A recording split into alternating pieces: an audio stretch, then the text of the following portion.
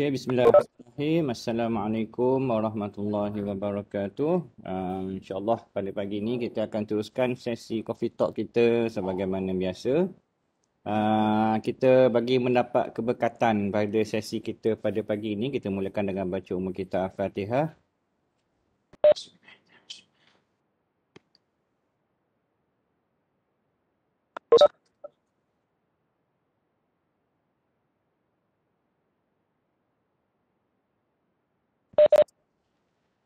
Okay, Alhamdulillah pada pagi ini kita ada bersama kita Prof. Dr. Mukhairi Makhtar yang akan buat sharing berkenaan dengan research development dan for commercialization.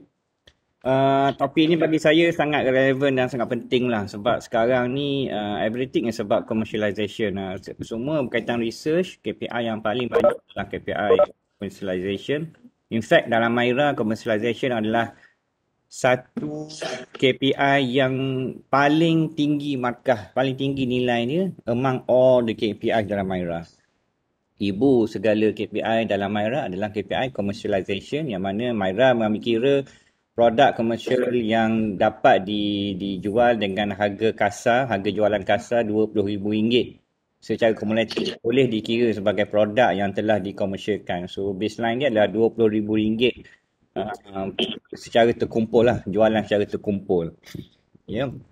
Dan sekarang juga ada dalam research, anugerah research pun banyak kategori untuk commercialization.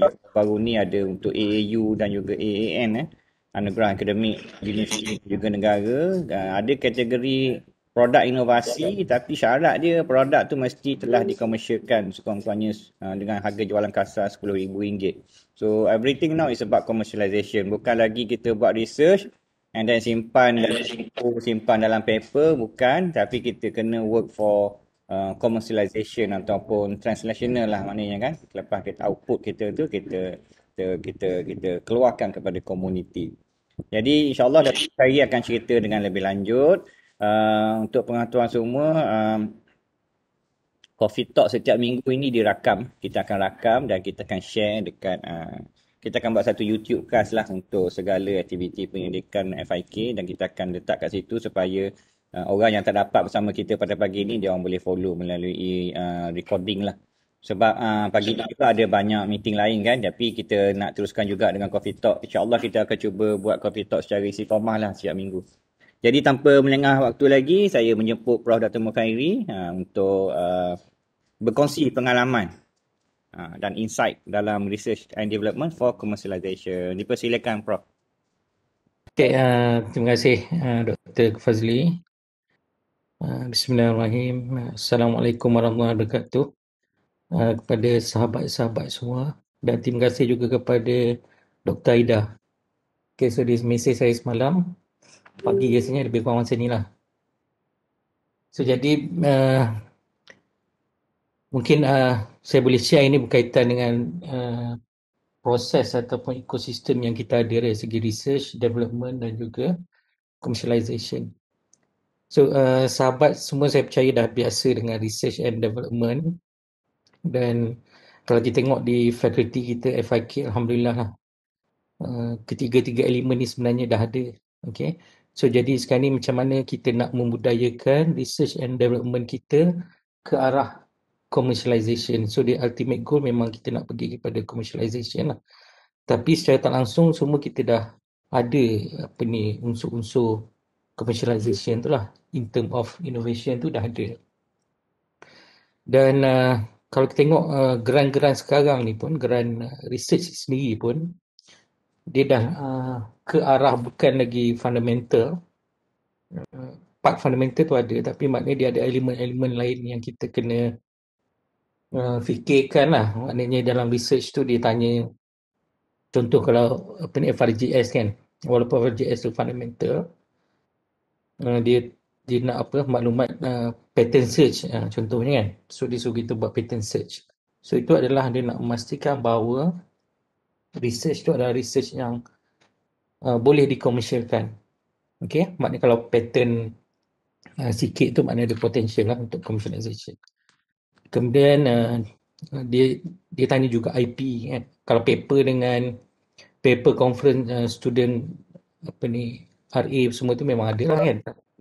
Dia tanya potential IP, potential apa ni, application, okay. Kemudian apa impact kepada society, okay. So yang tu semua adalah ciri-ciri ke arah commercialization.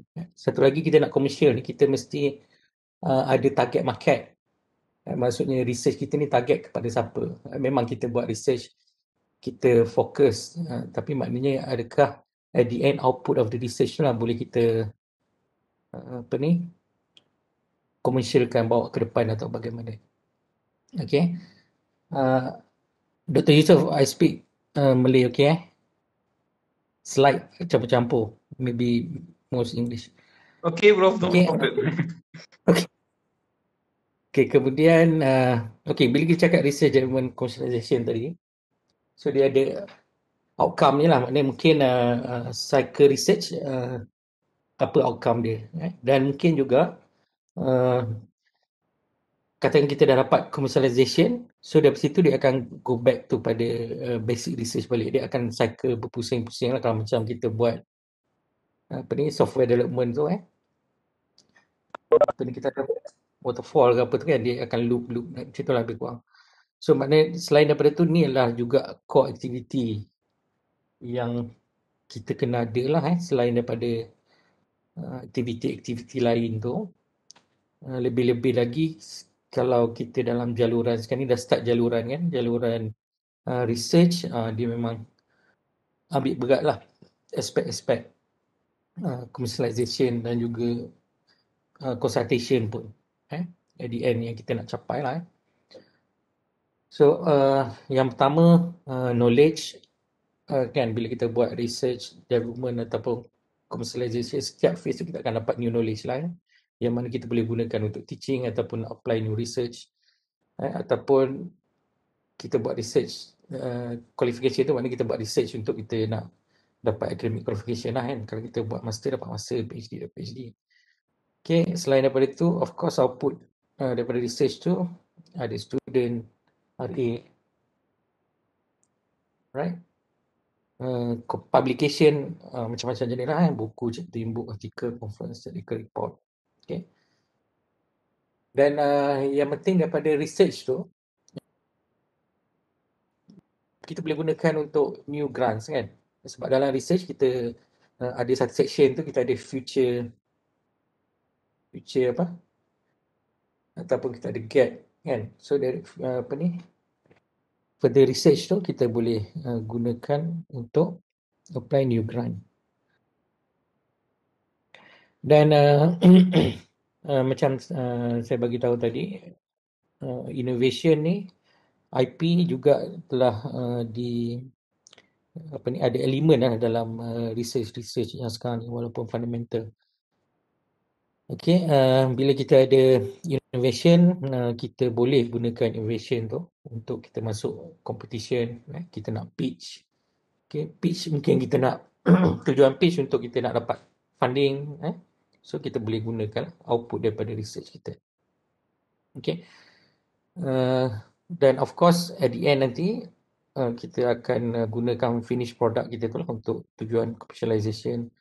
Okay, ataupun bila kita dah expert ataupun kita ada novel produk kita sendiri, jadi mungkin industri ataupun mana-mana pihak akan invite kita lah untuk lantik kita sebagai consultant ataupun pakar rujuk lah untuk so yang tu kita boleh buat consultation. Sebab term consultation pun dia sekarang ni lebih kepada berbayar lah, consultation yang berbayar, yang apa ni, fees consultation tu perlu dimasukkan juga ke dalam akaun universiti lah, baru yang tu dikira sebagai consultation yang betul lah. Okay. So untuk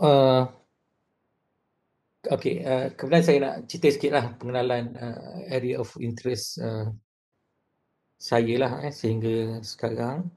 So kalau yang besar-besar tu yang main interest dan juga main saya lah, classification, assessment method, machine learning, okay, timetabling satu lagi. Okay, So yang kecil-kecil tu adalah mungkin saya tak terlibat secara langsung, saya mungkin jadi co lah dalam aspek grant, publication, innovation dan juga commercialization. Sebab research ni ataupun apa kita tak boleh buat seorang-seorang lah, kita kena buat dalam team. So memang kita ada team pun. Kita buat research asal-asal pun dengan supervisor, ada supervisor. So lepas tu walaupun kita dapat license dan ada PhD tu, kita boleh buat apa ni, research sendiri. Tapi of course kita kena ada team jugalah. So jadi saya nak juga bagi kredit lah kepada collaborators yang telah terlibat lah sehingga sekarang. So itu adalah nama-nama. Kalau yang bold besar tu, yang tu mungkin banyaklah collaboration yang kami telah adakan lah in term of tadilah grant, publication, conversation. Di faculty kemudian kita kena lihat juga apa ni, projek ataupun research kita tu across faculty lah kan. So yang tu lebih baik. So saya cek-cek macam daripada FBK dengan Fried tak ada punya. So hampir ke semua fakulti ada collaboration lah dalam pelbagai projek dan mungkin banyak innovation. So maksudnya bila kita apply grant dengan FRGS, kalau kita start dengan FRGS, sudah ada elemen-elemen innovation commercialization tadi, memang kita kena cuba aim ke arah situlah. So kalau saya boleh bagi contoh dekat sini, okay, ni adalah yang pernah saya lead lah, grant ataupun projek. Okay, start daripada tahun 2013. So masa tu ada minimum 10,000 je.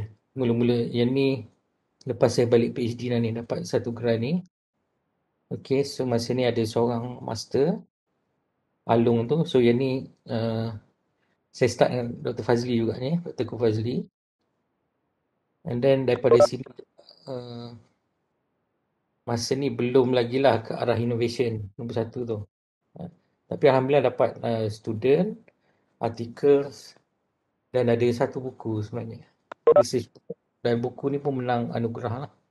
Penerbitan buku masa tu pada tahun 2017. Kemudian pada tahun yang sama, saya berada di PTM masa tu dan banyak masa dengan Dr. Khalid lah, Cik Khalid.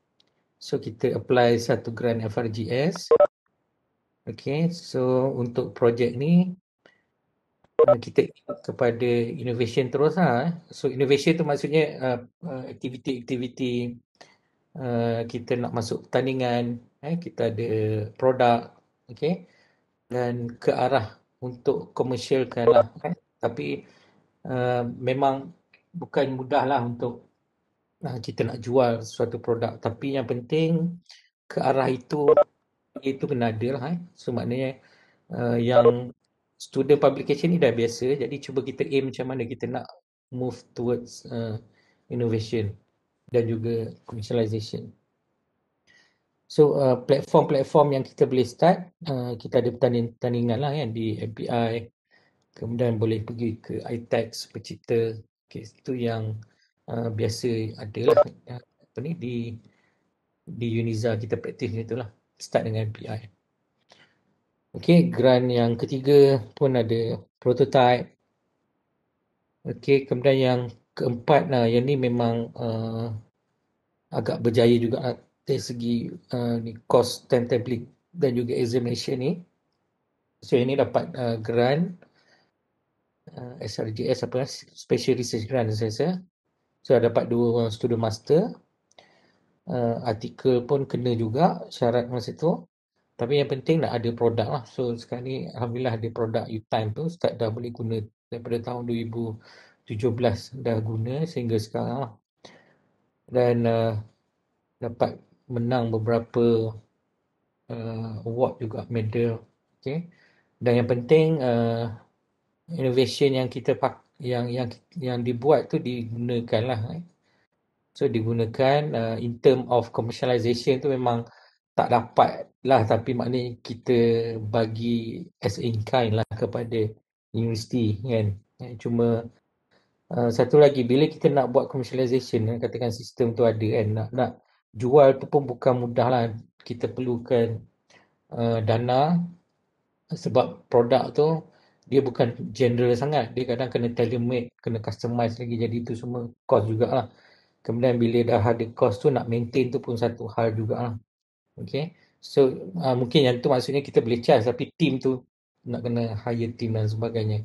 So for the time being, produk ni lebih kepada activity consultation lah. Bersama USIM ada 2-3 kali. Okay, dia bayar consultation fees je. Kemudian yang kelima tu FRGS yang kedua, pun ada satu produk Deep Assemble tu, yang ni siapa? Student PhD Rosaida. Okay, next Sorter, masa tu ada ICGPA, so sempat masuk MPI. Kemudian ada innovation punya grant untuk sistem aset hidup. So yang ni digunakan oleh bendahari lah. Ada satu berkaitan big data. So yang ni purely memang industri dia nak produk. Okey, satu lagi pihak industri, dia tak kisah pun fundamental tu. Okey, biasa kalau kita buat research fundamental kan, kita nak improve. Kalau contoh kalau saya buat lah, accuracy nak improve 0.01 pun rasa okey dah. Tapi bagi industri dia tak kisah pun. Kalau setakat 0.10 tu dia tak kisah pun. Maknanya yang penting dia nak produk tu ready, produk tu boleh jalan. Okay. So jadi balik kepada industri, sebenarnya dia lebih kepada applied research. Okay. Contoh lain macam Chase. Chase sebenarnya pakai algoritma, simple algoritma je, regression model yang paling simple je. Okay. So maknanya dia nak benda tu, bagi dia orang tak kisah pun improvement macam mana, as long as expert dah boleh sahkan. So behind that algorithm semua, dia tak tahu pun bahawa macam mana detail improvement yang berlaku. So begitu juga dengan industri daripada Unimap ni lah. Okay, ni FRGS yang tengah berjalan. So adalah planning je untuk masuk pertandingan juga. Industri grant yang lain dengan Majlis Agama Islam Kelantan. So yang ni pun sama.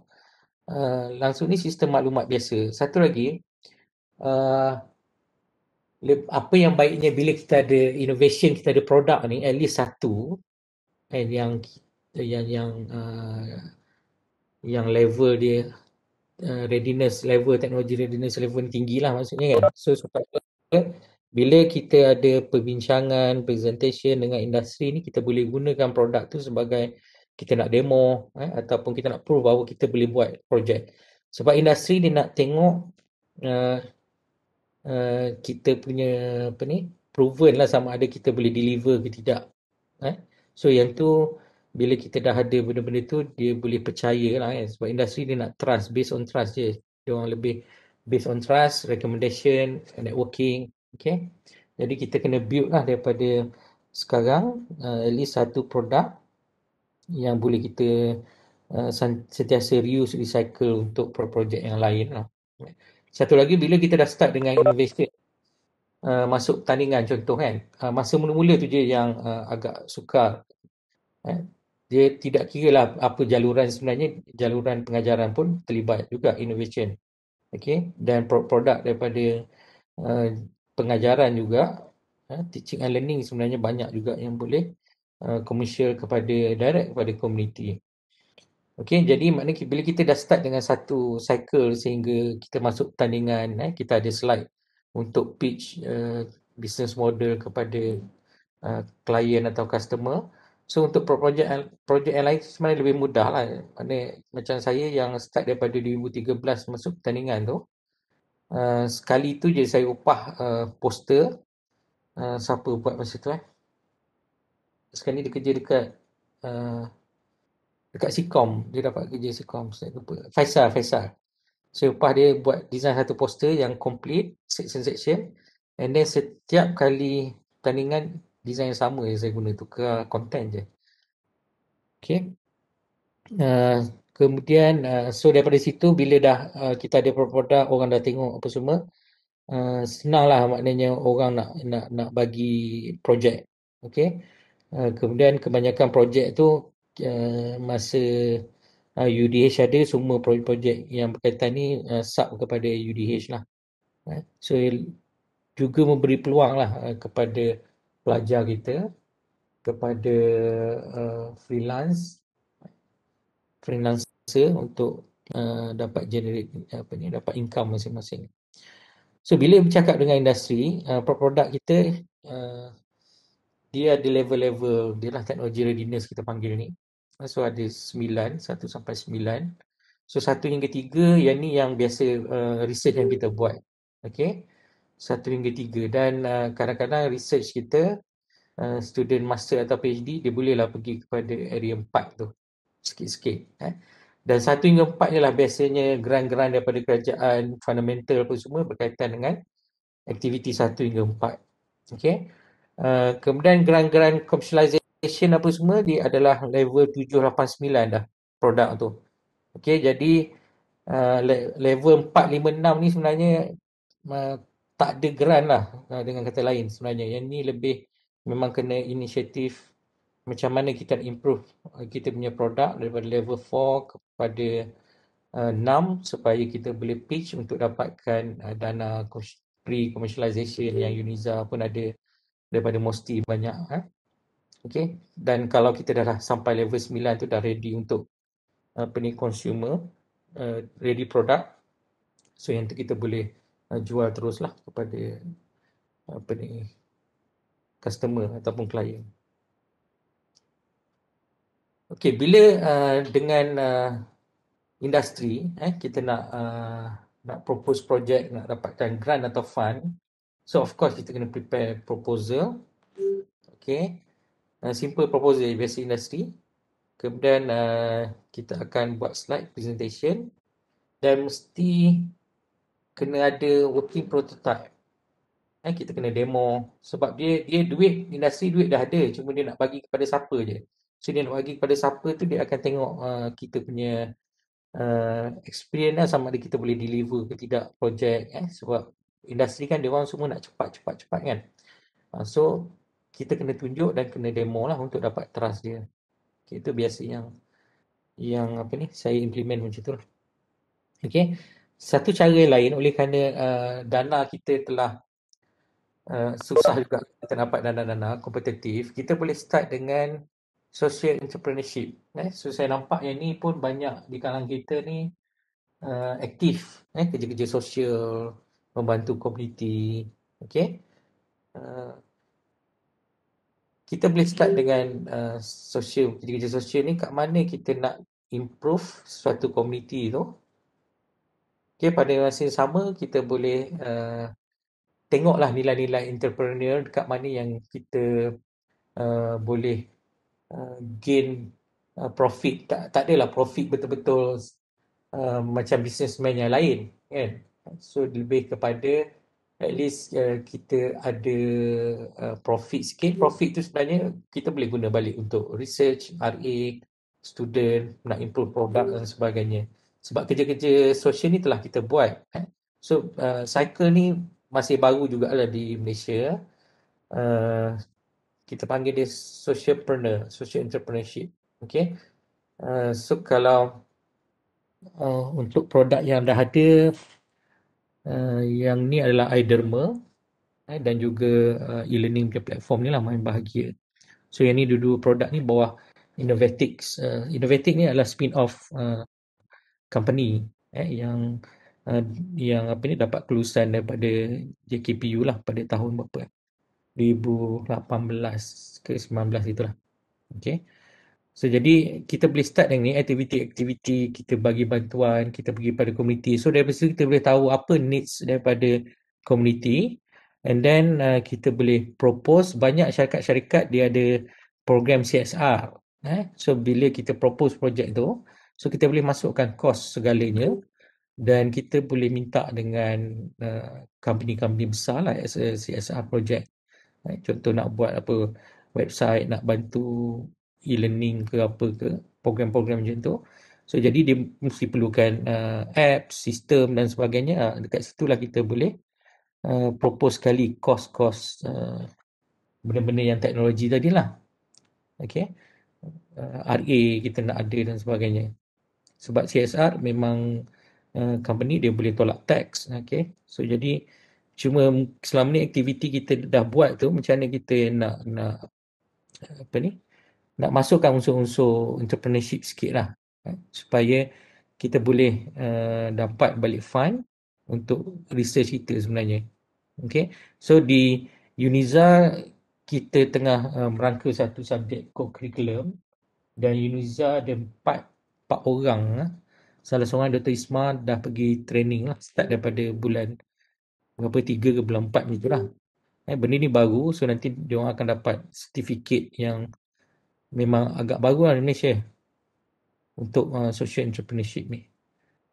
Okay, so itulah saya rasa sedikit sebanyak nak share. Mungkin kalau ada beberapa soalan kot, boleh kita bertukar-tukar pendapat. Saya rasa. Terima kasih Dr. Fazli. Okay, Alhamdulillah. Terima kasih Prof. Tri. Memang terbaik lah. Tepat-tepat 9.30. Kita buka kepada soalan. InsyaAllah saya yakin ada banyak soalan ni. Menarik sangat ni. Projek yang dibentangkan. Okay, kita buka pada soalan. Assalamualaikum. Waalaikumsalam. Saya ada 2 soalan. Okay, yang pertama, bagaimana strategi untuk dapat banyak kerjasama ataupun geran daripada pihak luar? Itu soalan pertama. Soalan kedua,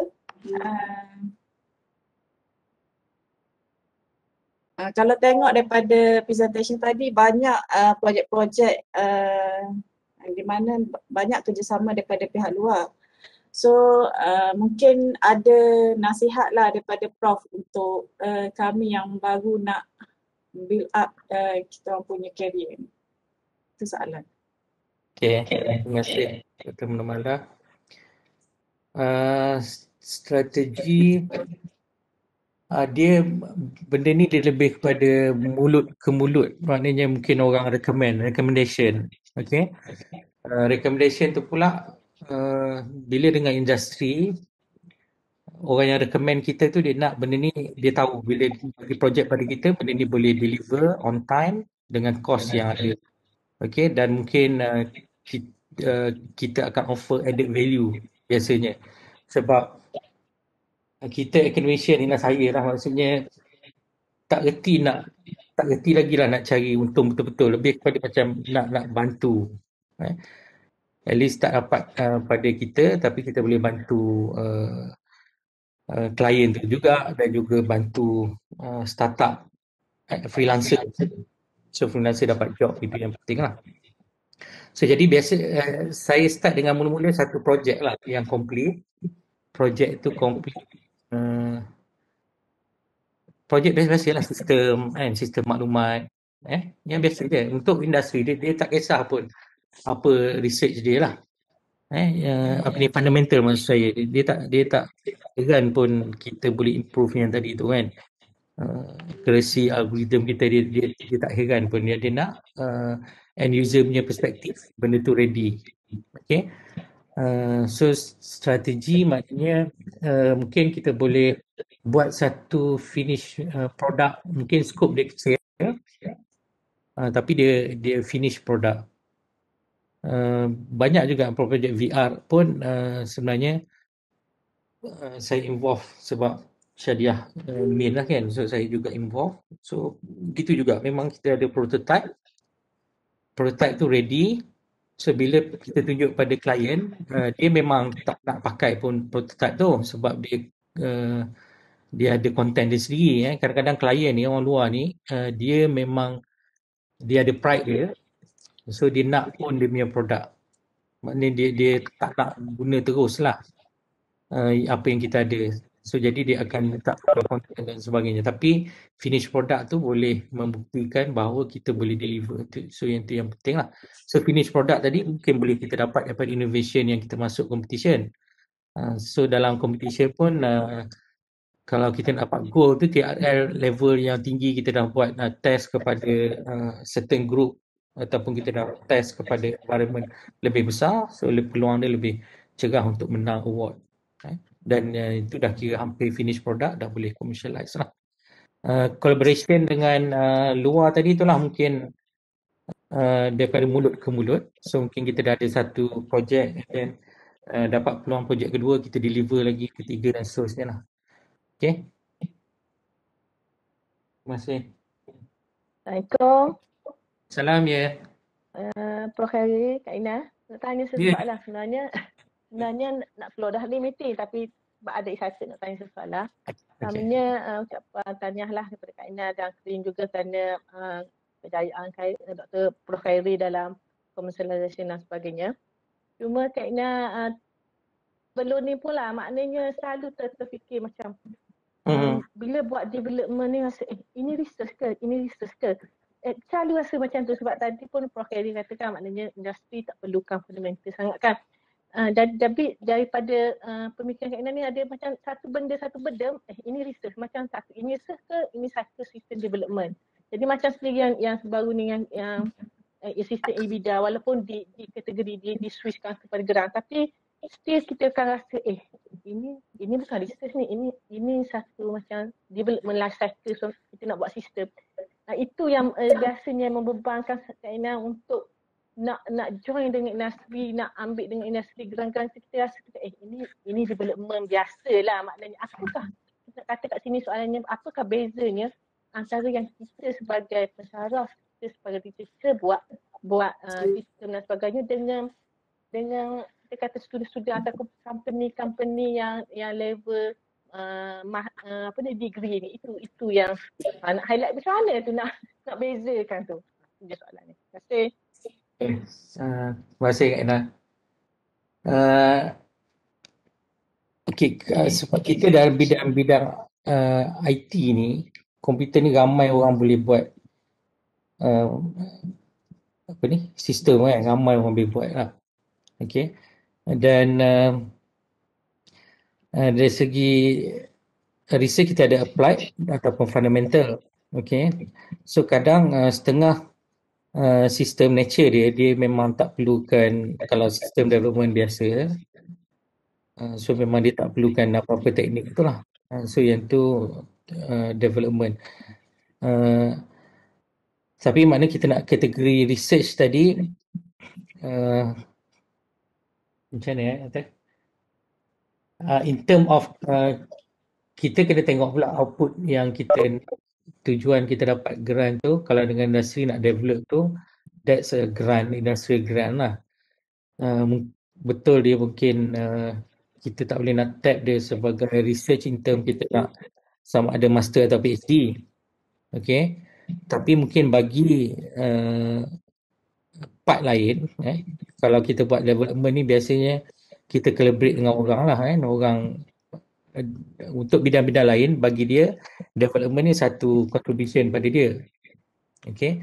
So jadi banyak juga yang saya dapat development tu adalah daripada collaborators lain. Dia sub kepada kita lah. Tapi kita nak gunakan tu memang tak boleh. Untuk research fundamental kita memang tak boleh. So biasanya kalau ada grant, contoh dapat grant dia nak minta produce student lah. Saya memang kata memang tak boleh lah kalau yang ni. Memang tak pernah ada lah. Cuma kita setakat bantu sehingga development. Tapi dia akan gunakan development tu dalam student research, dia akan gunakan output daripada development tu. Tapi untuk kita gunakan as a fundamental research, tak lah. Tapi yang penting kita boleh juga cari projek ni, tujuan dia, kalau tadi saya tujuan bukan untuk research sangat lah, untuk membantu pelajar freelance. Okay, kemudian ada projek. So projek ni dia akan membuka ruang kepada projek yang lain lah. So itu kalau saya boleh bagi feedback begitulah. Assalamualaikum warahmatullahi wabarakatuh. Dr. Khairi. Ya, saya. Okey, saya ada satu soalan. Okey, macam ni dah. Okey, contoh kan, saya contoh nak buat satu sistem lah. Satu sistem contoh macam sistem pengurusan masjid contoh. Sebab kita lihat macam donation tu banyak kita terima kan. Sebab saya AJK salah satu masjid kampus saya lah. Jadi macam duit tu kadang-kadang tak bergerak mana. Okey, maknanya kita nak buat sistem tu. Cuma katakanlah bila saya nak outsource lah, dalam sistem yang dalam ruang skop tu, berapa agak-agak duit yang kita kena bayar kepada freelance ke ataupun apa. Macam mana pengiraan dia tu? Sebab macam yang Dato' Khairi kata tadi, kalau kita dah ada produk yang siap, kita boleh masuk bertanding ke apa tu kan. Jadi secara tidak langsung ini akan orang ramai kenal kita lah. Jadi saya nak tahu kalau dari segi cost tu lah, kalau kita nak outsource tu macam mana pengiraan dia. Okey, terima kasih Encik Rashid.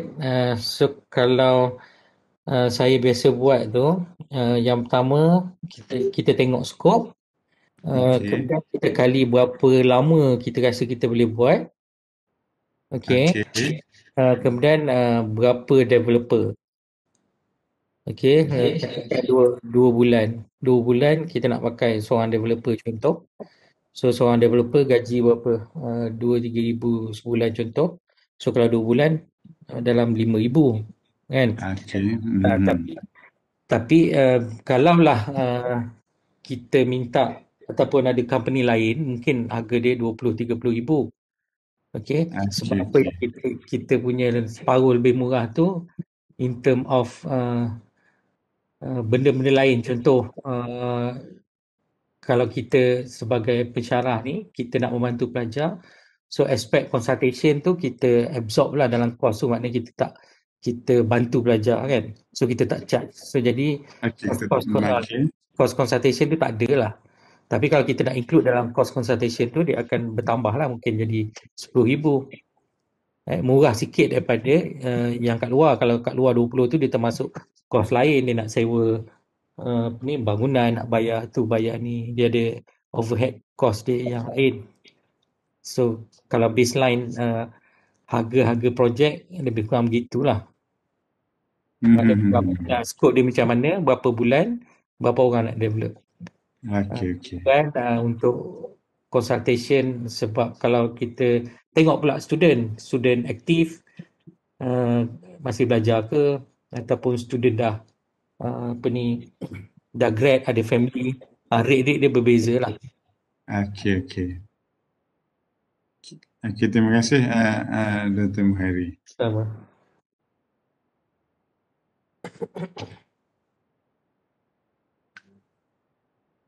Assalamualaikum. Assalamualaikum. Prof. Khairi, Elisa ni. Ya, saya. Okay, pertamanya memang kagumlah juga, tengok banyak juga Prof. Khairi dah terlibat dengan industri semua. Cuma nak tanyalah dari segi pengalaman dengan industri tu, projek yang mana yang ada greatest challenge lah untuk complete, since deal dengan industri ni, macam kami ni kurang sikit pengalaman kan. Bukan, kalau saya memang tak ada lah pengalaman.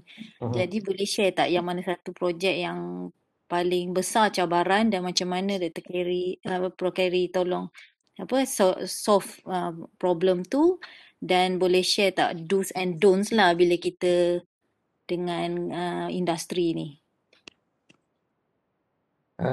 Okey. So mungkin saya boleh share pasal My Bahagia. My Bahagia dah hampir setahun sebenarnya, launch tahun lepas. Okey. Dah digunakan oleh, kita bagi test Majlis Agama Islam Kelantan. Kelantan guna, okey, untuk khusus kahwin. Tapi dia punya step-step dia sangat panjang.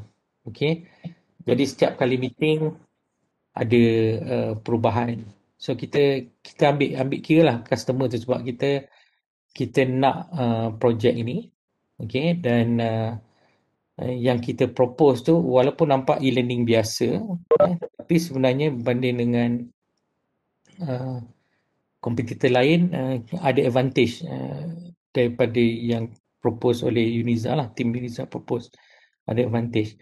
So jadi setiap kali meeting kita dah expect lah apa dia punya requirement baru.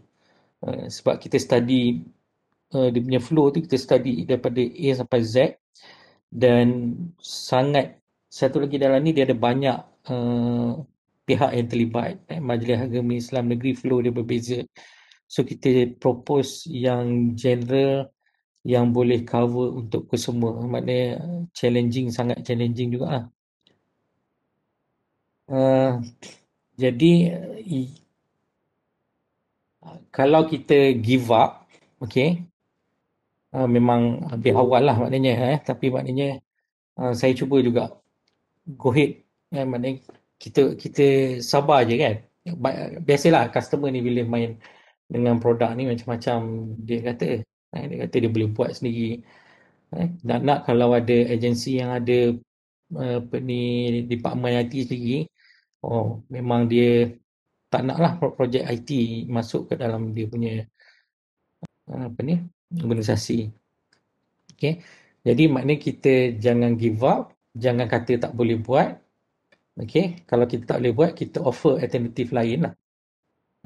Kita offer alternatif lain. Kemudian kita kena bagi justifikasi sebab apa. Okay. Dan itulah maknanya yang main bahagian ni yang besar lah. Kalau dengan Unimap tu straightforward je. Dia nak ada sistem. Kalau dengan Uniza Holding pun straightforward. Dia nak output dia sistem maklumat biasa. Cuma bahagian ni dia ada framework, e-learning punya framework lah behind main bahagia tu. Itulah maknanya berapa lama main bahagia punya projek ni? Yang Dr. Carey develop? Lama lah. 2-3 bulan macam tu lah first prototype tu. Supaya kita buat demo pada diorang. Masa tu sikit biasa first meeting. Klien nak tengok idea sikit-sikit dah okey. Okay. So bila nak pergi kepada second meeting, maklumat daripada first meeting tu kita ada masa untuk kita improve.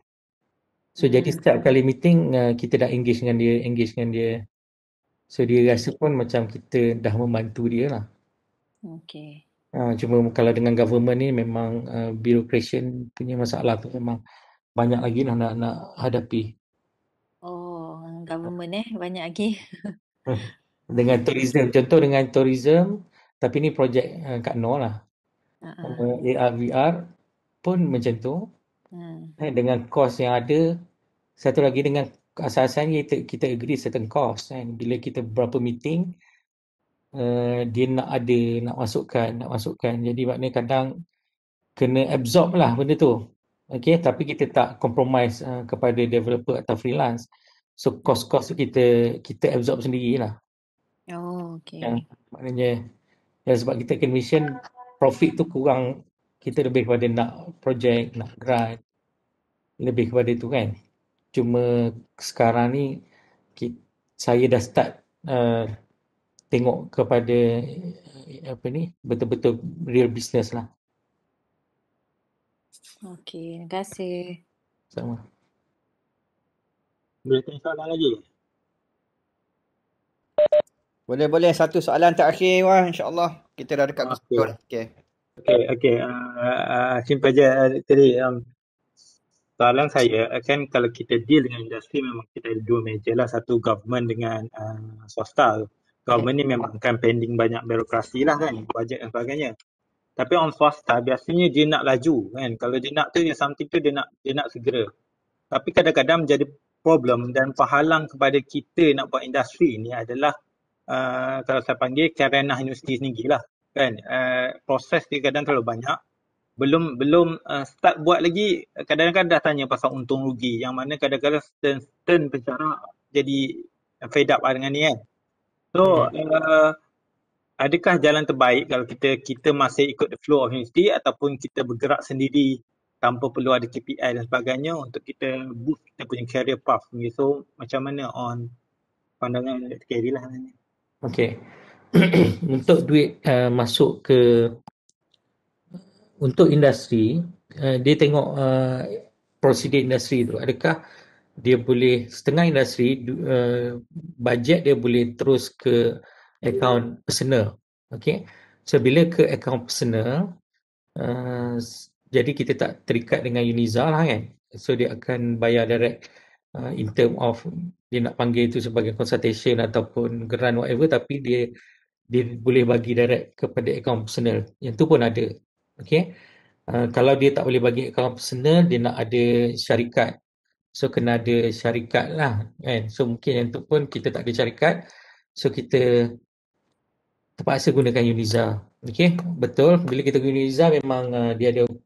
Kalau sebagai grant, Kak Ina pun ada. Sebagai grant, kita akan dapat 100% duit kita. Tetapi kita claim ikut flow-flow yang dibenarkan di bawah grant krim lah. Okay. Sekiranya kita nak tap dia sebagai consultation, kita kena daftar bawah P4P. Okay. So, bila masuk consultation, dia ada certain percent tu akan dapat kepada universiti. Okay. So, balance tu aktiviti lain-lain kita boleh gunakan lah. Okay, itu ada dua pecahan tu.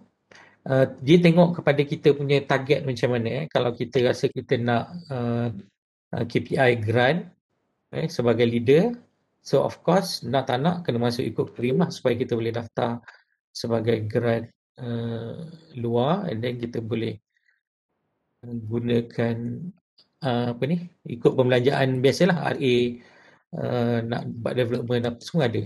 Okay, tapi dia itu sekiranya syaratnya kena masuk ke akaun organisasi. Tapi kalau dia boleh akaun individu, so tak ada masalah. Kita boleh register sebagai grant luar dengan dengan krim. So, kena tengok apa target yang kita nak dan juga kena discuss dengan industri lah macam mana cara disbursement dia tu, macam mana cara dia nak agihkan dana tu lah.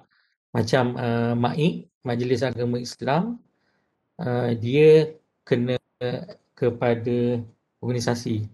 Okay. So, jadi masa tu kita masukkan ikut consultation masa tu lah. Bawah P4P. So, kalau consultation dia bawah bawah P4P.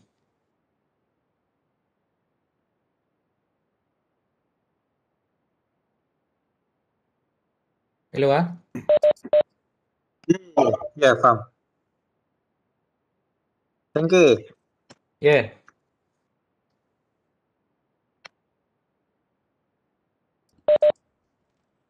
Azwar naik apa molek. Okey. Thank you. Terima kasih banyak-banyak Prof. Dr. Mukhairi atas perkongsian dan juga segala insight yang diberikan.